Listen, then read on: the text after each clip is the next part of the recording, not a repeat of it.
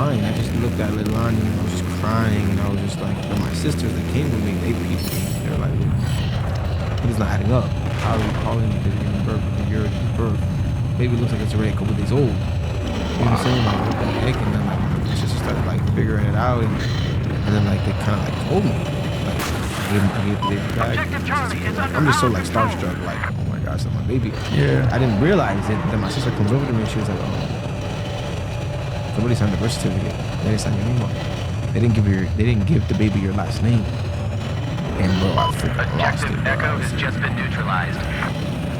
Oh, and I started going off on my wife. I started going off on her parents, and they were like, no, like we don't want you to be a part of this life. And I like, bro, and I started, bro, I raised hell in that place, bro. And the nurses came in like, what's wrong? What's happening? I was like, I'm the father that didn't show up, like because I didn't know, like that's wrong. Like we gotta fix the paperwork. I like, bro, I was going crazy, and that was the first day. That was like Lonnie's like first day here on earth, bro. And that started like super like animosity and beef between my wife and me and her parents and my parents. And that's why we didn't get along for a long time. So yeah, obviously like not having your last name on your first child's birth certificate bothered you.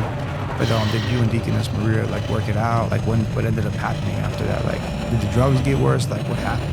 Yeah, so everything started getting real bad. I was still on drugs, but I went from like being the drug dealer man to like actually being like the one copping. Like I ended up becoming the one that actually ended up taking the drugs, and now I'm not selling them no more.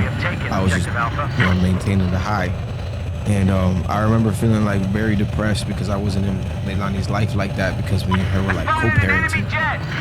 Like we were separated, like cause we were never together, but we weren't together. So I couldn't wake up to her. I couldn't put her to sleep. I would come by and I would see her every now and then, but it's not what I wanted in my life with my daughter. You know what I'm saying? You weren't being you weren't able to be a true father. To be a true father. So then that's when I made a decision. I was like, you know what? I'm gonna pursue my wife. Like I told her, I was like, hey, let's try it. Let's try it out. Let's try to work it out. Let's try to fix it.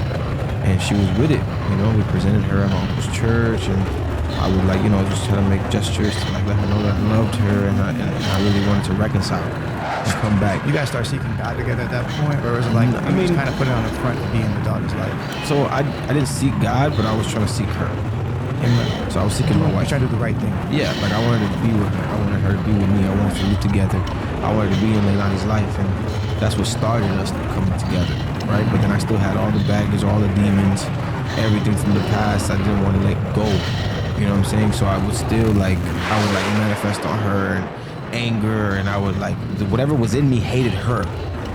And that caused a lot of like tension between us, because I did love her. Like I really did love her, but then like I didn't know how to express it.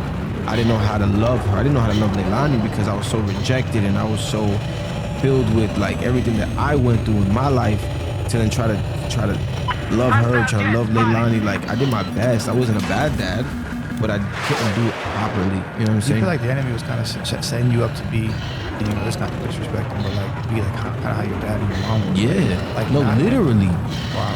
Literally, because my mom she tolerated a lot with my dad, and my dad just was on drugs all the time. So that was me. Like my wife would just tolerate everything I did in the name of love, and I would just do everything I wanted. You know, but then I ended up living together. To live together, I was very murderous, bro.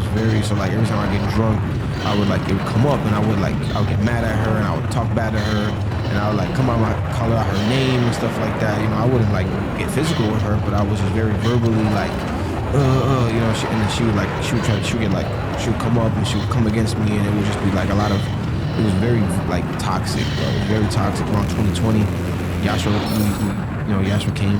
So you had a second child now. So now you're living together in fornication, on drugs. She's just putting up with it. She's in the military now. She came out the military. She came out. Yeah. Okay, wow. So then now you guys are just like co-parenting, but toxic. Toxic. Like, bro, she had demons, I had demons. We were trying to do it like for our kids, man. And you know, like in 2020 when everything got shut down, she ended up getting pregnant with Yashua. And when Yashua was born, it was like the last straw. This is where like things were like really intensifying. I was having a lot of sleep paralysis. I was getting sleep paralysis like every day.